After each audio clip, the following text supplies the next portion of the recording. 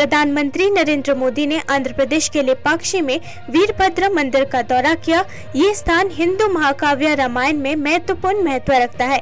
ऐसा माना जाता है कि लेपाक्षी वो स्थान है जहां रावण द्वारा अपहरण के बाद विशाल गरुड़ जटायु ने देवी सीता का पीछा किया था। मरते हुए जटायु ने देवी सीता की कैद के बारे में भगवान श्री राम को महत्वपूर्ण जानकारी दी थी। उन्हें लेपाक्षी में भगवान राम द्वारा मोक्ष दिव्य मुक्ति प्रदान की गई थी। प्रधानमंत्री की दक्षिण की आध्यात्मिक यात्रा अयोध्या में भव्य राम मंदिर के प्राण प्रतिष्ठा समारोह से कुछ दिन पहले हो रही है। प्रधानमंत्री कोचिन शिपयार्ड लिमिटेड में न्यू ड्राई डॉक और अंतर्राष्ट्रीय जहाज मरम्मत सुविधा सहित कई विकास परियोजनाओं का शुभारंभ करने के लिए आंध्र प्रदेश और केरला की 2 दिवसीय यात्रा पर है। प्रधानमंत्री कार्यालय ने कहा कि बुधवार को प्रधानमंत्री मोदी केरला के गुरुवायूर और त्रिपुरार श्री रामस्वामी मंदिरों में पूजा अर्चना करेंगे। 22 जनवरी को गर्भगृह में भगवान राम की मूर्ति स्थापित करने के लिए लाखों तीर्थयात्रियों के अयोध्या आने की उम्मीद है। स्थानीय अधिकारी भी 22 जनवरी के समारोह के आसपास आगंतुकों की अनुमानित वृद्धि के लिए तैयारी कर रहे हैं और सुरक्षा उपायों को बढ़ा रहे हैं। मंगलवार को भाजपा की एक प्रमुख बैठक में सभी 543 लोकसभा सीटों पर पार्टी के अभियान की रूपरेख बताई गई, जिसमें गृह मंत्री अमित शाह और पार्टी अध्यक्ष जेपी नड्डा ने भाग लिया, जिसमें पहली बार मतदाताओं, सरकारी योजना के लाभार्थियों, SC, ST, OBC, युवा और महिलाओं को लक्षित करने पर जोर दिया गया। 300 से अधिक पार्टी नेताओं को संबोधित करते हुए श्री शाह ने महासचिव विनोद तावड़े ने उनके हवाले से कहा कि 2014 में सत्ता में आने के बाद से प्रधानमंत्री नरेंद्र मोदी के नेतृत्व सरकार ने गरीबों के कल्याण के लिए काम किया है और उनके दूसरे कार्यकाल के दौरान भारत की स्थिति कई गुना बढ़ गई है। साथ ही देश 5वीं सबसे बड़ी अर्थव्यवस्था बन गया है। पार्टी नेताओं को सरकार की कई सफलताओं के साथ मतदाताओं तक पहुंचने का आह्वान करते हुए उन्होंने कहा कि प्रधानमंत्री मोदी ने देश को आत्मनिर्भर भारत के विचार से प्रेरित किया है, जबकि सांस्कृतिक राष्ट्रवाद को भी बढ़ावा मिला है। ये टिप्पणी देश भर में उत्साह अयोध्या में राम मंदिर में प्राण प्रतिष्ठा समारोह के बीच आई है। भाजपा ने आज कांग्रेस नेता राहुल गांधी पर हमला करते हुए कहा कि वो चाहते हैं कि लोग ये विश्वास करें कि हिंदुओं की आस्था के साथ छेड़छाड़ की जा सकती है, लेकिन कोई नहीं चाहता कि वो इसकी व्याख्या करे कि उन्हें अपनी मान्यताओं का पालन कैसा करना चाहिए। केंद्रीय मंत्री और भाजपा नेता राजीव चंद्रशेखर ने कहा कि राम मंदिर देश के हर कोने में हिंदुओं द्वारा गहराई से महसूस की जाने वाली भावना है। जब राहुल गांधी ने भाजपा पर 22 जनवरी को अयोध्या में अभिषेक समारोह को एक पार्टी कार्यक्रम में बदलने का आरोप लगाया था, तब पूर्व कांग्रेस अध्यक्ष ने राम मंदिर मुद्दे पर भाजपा पर निशाना साधा और अर्थव्यवस्था को संभालने के तरीके के लिए मोदी सरकार की आलोचना की। श्री चंद्रशेखर ने दिल्ली में एक संवाददाता सम्मेलन में उन पर पलटवार किया। श्री चंद्रशेखर ने कहा, राहुल गांधी एक लाला वर्ल्ड में रहते हैं। उन्हें लगता है कि वो जो कुछ भी कहते हैं वो इस बात पर आधारित है कि कोई भी सच नहीं समझता है और वो इन घिनौने झूठों से बच सकते हैं। उन्होंने कहा 2014 और 2019 में उन्होंने ऐसा प्रयास किया था और फिर से वही प्रयास कर रहे हैं। भारत के लोग काफी समझदार हैं, वो सच्चाई को समझते हैं कि उनकी राजनीति किस बारे में है। Rahul Gandhi lives in this lala world, in my opinion, where he thinks that everything that he says is predicated by nobody understanding the truth and that he can get away with these atrocious lies. People of India are wise enough. They understand the truth. They understand what Rahul Gandhi's politics is about. हर भारतवासी के लिए राम मंदिर एक आस्था का issue है। राहुल गांधी का interpretation जो भी रहे, हमारे लिए ये एक बहुत ही एक महत्वपूर्ण और बहुत ही एक डीपली फेल्ट आस्था का इशू है। इसमें राहुल गांधी का टिप्पणी जो भी हो, उसमें कोई बदलाव नहीं आएगा। तो Rahul Gandhi lives in this lala world, in my opinion, where he thinks that everything that he says is predicated by nobody understanding the truth and that he can get away with these atrocious lies.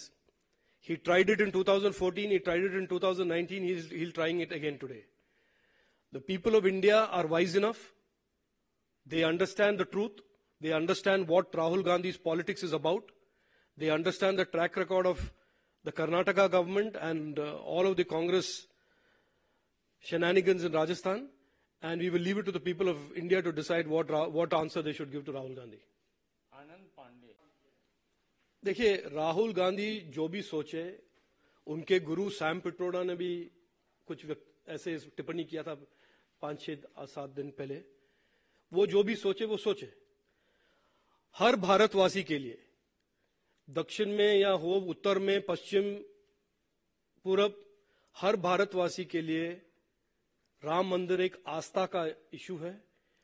It is a deeply felt emotional issue for crores और hundreds of crores of Indians. Rahul Gandhi का interpretation जो भी रहे, हमारे लिए ये एक बहुत ही एक महत्वपूर्ण और बहुत ही एक डीपली फेल्ट आस्था का इशू है. इसमें राहुल गांधी का टिप्पणी जो भी हो, उसमें कोई बदलाव नहीं आएगा. अगले कुछ महीनों में आम चुनाव से पहले आंध्र प्रदेश में भाई बहन की प्रतिद्वंदिता दिखाई देगी. कांग्रेस ने मंगलवार को पूर्व मुख्यमंत्री वाईएस राजशेखर रेड्डी की बेटी वाईएस शर्मिला को आंध्र प्रदेश कांग्रेस कमेटी का अध्यक्ष नियुक्त किया है. शर्मिला अपने भाई और मुख्यमंत्री वाईएस जगन मोहन रेड्डी के खिलाफ चुनावी लड़ाई लड़ेंगी, क्योंकि राज्य में एक साथ लोकसभा और विधानसभा चुनाव होंगे. जगन वाईएसआरसीपी के प्रमुख है. शर्मिला पीसीसी की प्रमुख बनने वाली वाईएस परिवार की दूसरी सदस्य है. इससे पहले राजशेखर रेड्डी ने अविभाजित आंध्र प्रदेश में एपीसीसी का नेतृत्व किया था और 2004 के चुनावों में कांग्रेस को सत्ता में पहुंचाया था. नवीनतम विकास के साथ जगन और शर्मिला राजशेखर रेड्डी की विरासत के सच्चे उत्तराधिकारी होने के दावा के लिए जमकर प्रतिस्पर्धा करेंगे. जगन ने शुरुआत में राज्य की लगभग हर योजना का नाम अपने पिता के नाम पर रखा है. हालांकि जगन और शर्मिला ने कभी भी एक दूसरे पर खुलकर हमला नहीं किया है. वाईएसआरसीपी नेताओं ने संकेत दिया है कि चुनाव प्रचार के दौरान शर्मिला के साथ बच्चों की तरह व्यवहार नहीं किया जाएगा. उन्होंने कहा है कि जो भी वाईएसआरसीपी के साथ नहीं है, उसके साथ प्रतिद्वंदी जैसा व्यवहार किया जाएगा. तेलंगाना के मुख्यमंत्री ए रेवंत रेड्डी ने स्विट्जरलैंड के दावोस में विश्व आर्थिक मंच की बैठक में #इन्वेस्ट इन तेलंगाना अभियान की शुरुआत की.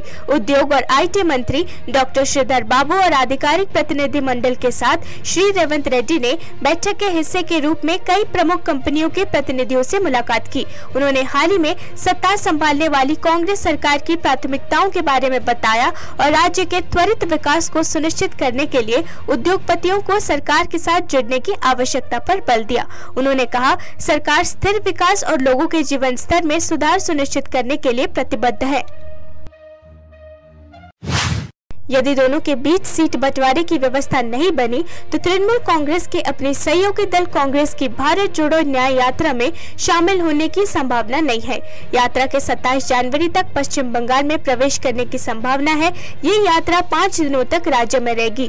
कांग्रेस अध्यक्ष मल्लिकार्जुन खड़गे ने सभी भारतीय ब्लॉक पार्टियों के प्रमुखों को पत्र लिखकर यात्रा के लिए आमंत्रित किया था. द हिंदू से बात करते हुए एक वरिष्ठ तृणमूल नेता ने कहा, बिना चुनावी समझ के हम कांग्रेस की किसी भी कार्यक्रम में भाग नहीं ले सकते. 19 दिसंबर को पार्टी ने कांग्रेस को सूचित किया कि वो केवल 2 सीटें दे पाएंगी, एक ऐसा प्रस्ताव जो कांग्रेस को अरुचिकर लगता है. कांग्रेस ने 2019 का लोकसभा चुनाव वाम मोर्चा के साथ चुनावी समझौते के साथ लड़ा था और कुल वोट शेयर का 5.67% हासिल करते हुए 2 सीटें जीती थी. तृणमूल कांग्रेस का तर्क है कि कांग्रेस द्वारा जीती गई 2 सीटों को छोड़कर बाकी सीटों पर पार्टी का वोट शेयर 4% से भी कम है. वाम मोर्चा पहले ही तृणमूल के साथ गठबंधन करने से इनकार कर चुका है. गृह मंत्रालय ने कथित तौर पर विदेशी फंडिंग कानून के प्रावधानों का उल्लंघन करने के लिए अग्रणी think tank centre for policy research (CPR) का विदेशी योगदान विनियम अधिनियम (FCRI) लाइसेंस को रद्द कर दिया है. इसे लगभग 1 साल बाद निलंबित कर दिया गया था. CPR का FCRI लाइसेंस पिछले साल फरवरी में 180 दिनों के लिए निलंबित कर दिया गया था और फिर निलंबन को 180 दिनों के लिए बढ़ा दिया गया था. ऊपर उद्बुद्ध लोगों ने कहा कि FCRI लाइसेंस रद्द करने का निर्णय पिछले सप्ताह लिया गया था और संगठन को बता दिया गया है. CPR 1973 से एक अग्रणी नीति थिंक टैंक है जो भारत की 21वीं सदी की चुनौतियों पर ध्यान केंद्रित करते हुए नीति प्रासंगिक मुद्दों की एक विस्तृत श्रृंखला पर उन्नत और गहन शोध करता है. इससे पहले आयकर विभाग ने सितंबर 2022 में CPR और 2 अन्य संगठनों ऑक्सफैम इंडिया और बेंगलुरु स्थित independent and public spirited media foundation के खिलाफ एक सर्वेक्षण अभियान चलाया था. भारतीय मौसम विज्ञान विभाग ने पूर्वानुमान लगाया है कि अगले 4 दिनों तक उत्तर भारत में बहुत घना कोहरा छाए रहने की संभावना है। मौसम एजेंसी ने ये भी कहा कि दिल्ली और उत्तर भारत में गंभीर शीतलहर की स्थिति और गंभीर ठंडे दिन की स्थिति जारी रहेगी। दिल्ली एयरपोर्ट FIDS के अनुसार बुधवार को घने कोहरे के कारण आगमन और प्रस्थान दोनों में कुल 120 उड़ानों में देरी हुई। दिल्ली एयरपोर्ट FIDS ने यह भी नोट किया कि 21 घरेलू आगमन, 16 घरेलू प्रस्थान, 13 अंतर्राष्ट्रीय प्रस्थान और 3 अंतर्राष्ट्रीय आगमन सहित कुल 53 उड़ानों रद्द कर दी गई और कोहरे और अन्य परिचालन कारणों से दिल्ली एयरपोर्ट से संचालित नहीं हो रही है। दिल्ली में घना कोहरा जारी रहने से ट्रेन सेवाएं प्रभावित हुई। कोहरे के कारण खराब दृश्यता के बीच कई ट्रेनों के विलंबित होने के कारण यात्रियों को नई दिल्ली रेलवे स्टेशन पर इंतजार करते देखा गया। उत्तर प्रदेश के मुख्यमंत्री योगी आदित्यनाथ ने मंगलवार को कहा कि अयोध्या की गलियां अब गोलियों की आवाज से नहीं बल्कि रामधुन से गूंजेगी और लोग कर्फ्यू के बजाय मंदिर शहर में दीपोत्सव मनाएंगे। मंगलवार को लखनऊ में टाइम्स ऑफ इंडिया द्वारा आयोजित दिव्य अयोध्या कॉन्क्लेव में बोलते हुए सीएम ने विस्तार से बताया कि मार्च 2017 में सीएम बनने के बाद उन्होंने कैसे अयोध्या का चेहरा और धारणा बदल दी। उन्होंने कहा कि सरकार न केवल भक्तों की जरूरतों को पूरा करेगी बल्कि 22 जनवरी को राम मंदिर के अभिषेक के बाद लाखों की संख्या में आने वाले पर्यटकों के लिए भी व्यवस्था करेगी। उन्होंने कहा कि सनातन धर्म की आस्था को समेटे हुए ये शहर हजारों लोगों के लिए रोजगार के अवसर भी खोलेगा। ये भारत का पहला सौर ऊर्जा शहर बन जाएगा और जल्द ही इसमें एक क्रूज सेवा भी होगी। शहर में एक अकल्पनीय परिवर्तन आया था जिसमें साफ घाट, चौड़ी सड़कें, शहर के अंदर 4 लेन की कनेक्टिविटी, जीर्ण शीर्ण इमारतों को समान संरचनाओं से बदलना, एक नवीनीकृत रेलवे स्टेशन, एक इंटरनेशनल एयरपोर्ट, सरयू पर क्रूज, 7 स्टार वेजिटेरियन होटल और कई लग्जरी होटल शामिल थे।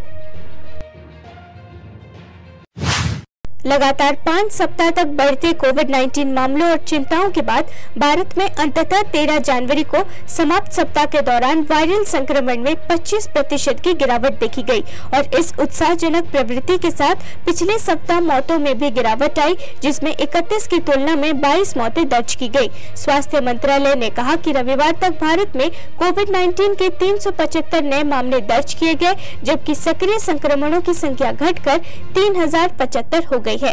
हालांकि एक नए संस्करण और ठंडे मौसम की स्थिति के कारण शुरुआत में वृद्धि हुई, लेकिन अब स्थिति स्थिर होती दिख रही है। अच्छी खबर भी व्यापक है। अधिकांश प्रमुख राज्यों में रिपोर्ट किए गए संक्रमणों में गिरावट दर्ज की गई है।